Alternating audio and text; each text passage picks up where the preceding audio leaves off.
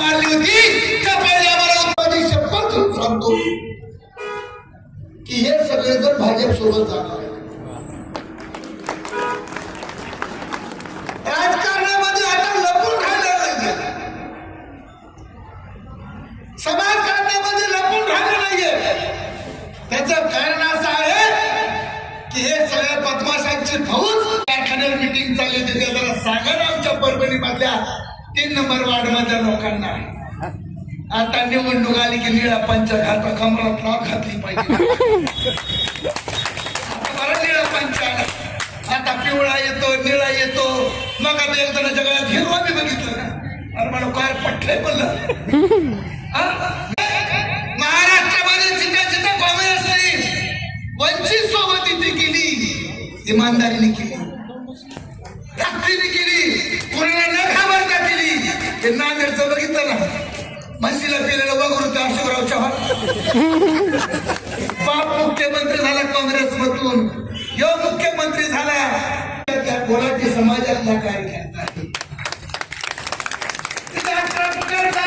नेतृत्व करतो. ज्या भटक्या नेतृत्वांना सगळ्याचे गोळा करून सोडलं, राजवाडीला पळू पळू मारले, कुंडू कुंडू भटक्या माझ्या 42 जातीच्या सोबत काम करतो. माझ्या बापाला काय घ्यायचं, पण वंचित बहुजन आघाडी का नाही येऊ द्यायचं का? तुम्हाला काय मर्यादेचा गोळा उठला का रे? काय सांगाल तुम्हाला वंचितचं? त्याचं कारण असं वंचितचं मित्रांनो, वंचित का नको सत्तेमध्ये? इथल्या तमाम एज्युकेटेड शिकलेल्या माणसांना आणि तरुणांनी लक्षात ठेवायचं भावांनो, वंचित का नको? बघा करामत कशी आहे.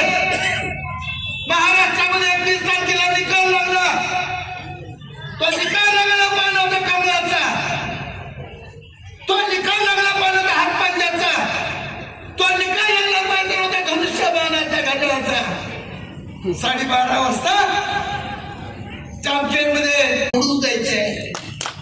मी गुलाल घेतला, त्याला बाप नाही दिला, आई नाहीये. त्या भटक्यातलं लेकरू, पाण्यातलं लेकरू, त्याच्या आयुष्यभर नाचून पोट भरलं आणि मला शिकवलं. ती पोरग निवडून येऊ शकतो.